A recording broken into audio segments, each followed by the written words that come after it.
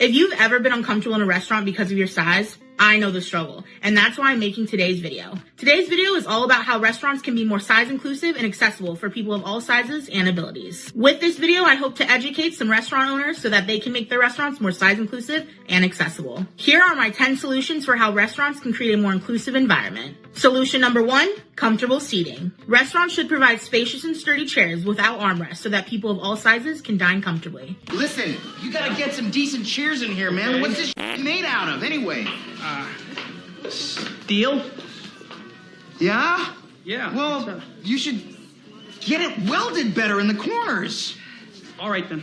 Solution number 2, flexible table arrangements. Offer adjustable table configurations with ample space in between so people in larger bodies can navigate everything comfortably. Solution number 3, Eat vegetable. Eat broccoli. Yeah, I have to apologize. I'm sorry, guys. I had to cut that short. We were only on solution number 3. We had 7 more solutions to go, and I could not listen to that lady for one more second telling restaurateurs how they need to spend their valuable time and hard-earned money to accommodate her unhealthy lifestyle and make her more comfortable.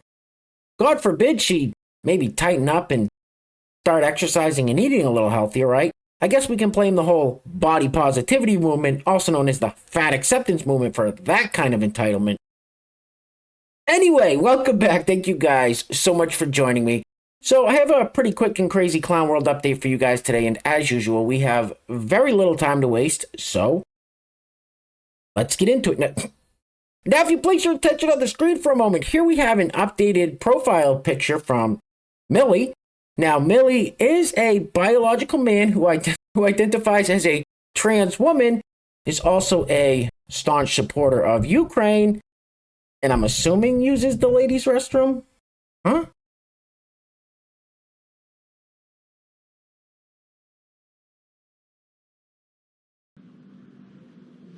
Who the do you think you are, you crazy little...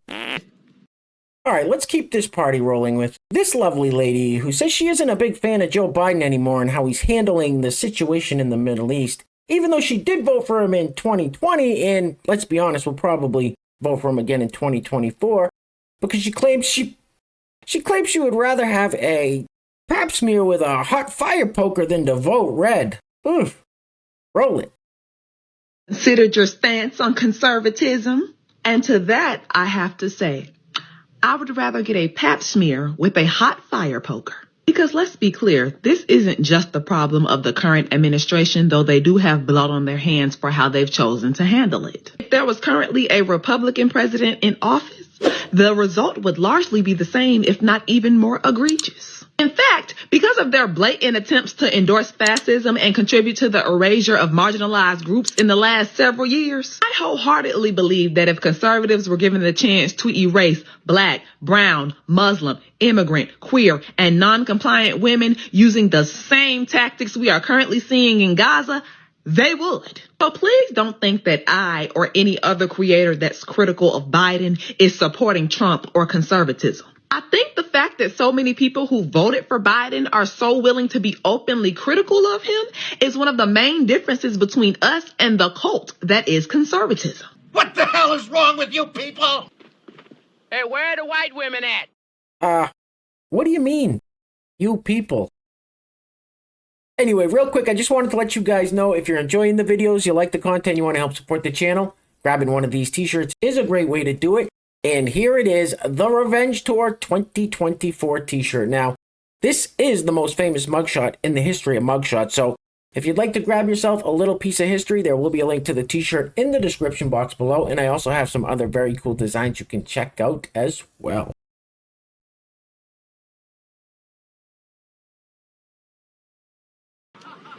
Yes! That's awesome! Alright, next up. So things are about to get a little weird. This fella claims that he can breastfeed.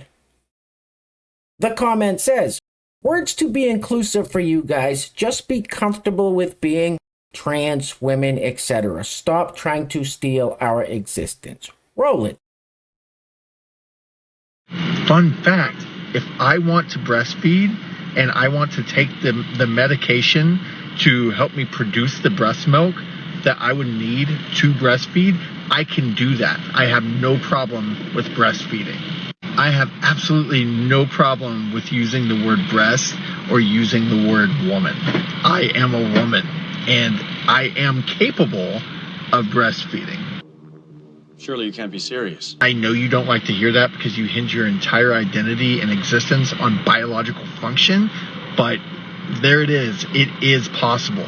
Now, am I likely to be in that position at the age of nearly 38? No. And we have no intention of having any children further. So I'm not going to be in any type of position to be breastfeeding. I could give two shits what terms you or anybody else uses. Nobody is stealing your womanhood. Nobody is oppressing you. Man, you are one twisted.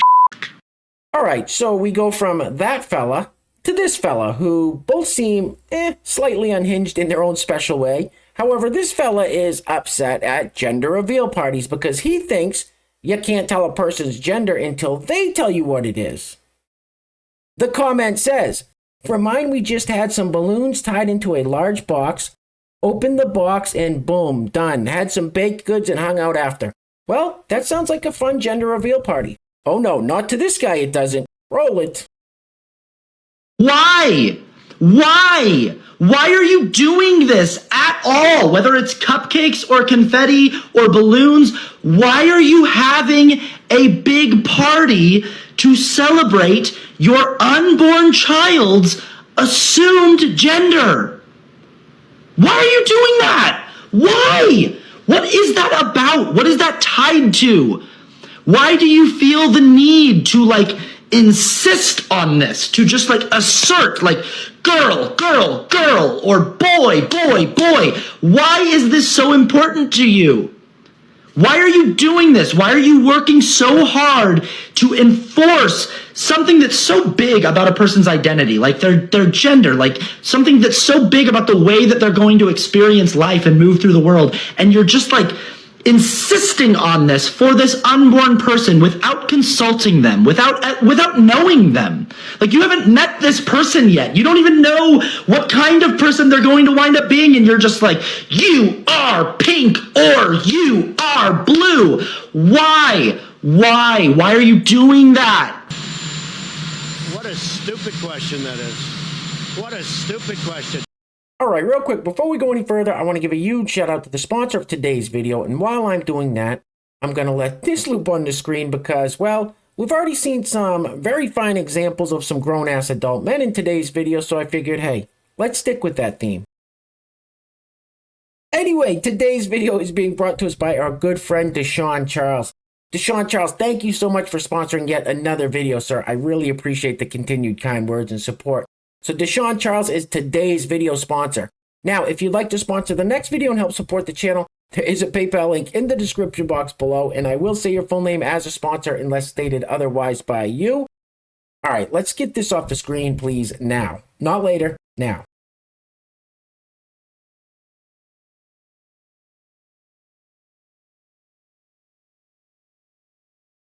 Maybe that would fall under the category of creepy. Alright, next up. So this young lady wears some kind of clip-on tail out in public, and she claims that anyone that hates on her because of it are slimy weirdos. She's not the weirdo for wearing a tail, it's anyone that says something about the tail. And she also claims that people that hate on her because of her tail, it's just like being transphobic, so I guess you would call this, what, tailphobic? I don't know. Roll it.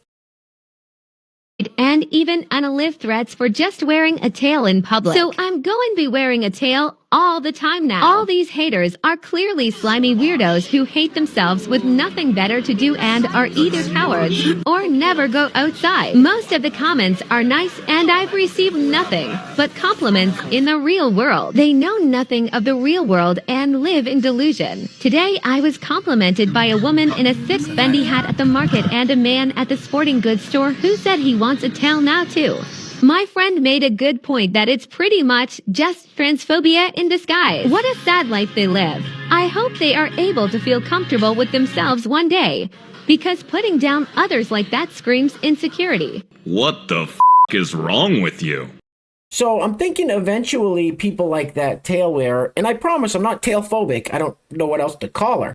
So people like that tail wearer eventually have to grow up and get a job, right? Well, I'm guessing this is what happens when they do. Roll it. I know I'm probably just being so dramatic and annoying, but this is my first job, like my first 9-to-5 job after college, and I'm in person, and I'm commuting in the city, and it takes me forever to get there. There's no way I'm going to be able to afford living in the city right now, so that's off the table. Like, duh! If I was able to walk to work, and it'd be fine, but I'm not. So it literally takes me, like, I leave here, like, I get on the train at 7:30, and I don't get home till, like, 6:15 earliest, and then, like, I don't have time to do anything. I want to shower, eat my dinner, and go to sleep. I don't have time or energy to cook my dinner either. Like, I don't have energy to work out. Like, that's out the window. Like, I'm so upset. Oh my God. Nothing to do with my job at all, but just like the 9-to-5 schedule in general is crazy. Being in the office 9 to 5, like if it was remote, you get off at 5 and you're home and everything's fine. But like I'm not home. It takes me long to get home, and like people that drive to the office, like you don't get off at 5. And I know it could be worse. I know I could be working longer, but like I literally get off, it's pitch black, like I don't have energy. How do you have friends? Like how do you have time to like meet like a guy? I don't know. Like how do you have time for like dating? Like I don't have time for anything, and I'm like so stressed out, and I'm also getting my period, so that's why I'm all emotional. But like, am I so dramatic? It's fine. Hey lady, shut up! Well, it would appear that young lady just got slapped right across the face with a cold hard dose of reality. And listen, you don't have to go work in an office building from 9 to 5 if you don't want. But if you want to be successful, you are gonna have to work hard no matter what you do. That's life. That's life. Anyway, guys, we're gonna be wrapping it up with this clip of everybody's least favorite former Vice President, Joe Biden. Now, there's really not much to say about this anymore. He just wanders off stage as the reporter's asking him questions, and it's really not a shock to anybody. What's shocking to me is they're still rolling him out there and propping him up in front of the podium and having reporters ask him questions. That's what shocks me. Him just wandering off like he's lost. That doesn't shock me anymore. Anyway, guys, things are clearly getting crazy out there, so please take care of yourselves. Take care of each other. Till next time. I love you guys. Peace. Roll it. This week, the United States warned that if there is no phasing out of fossil fuels, it won't be possible to reach the goals of the Paris Agreement. There was no agreement at the G20. What an idiot. And you ain't black.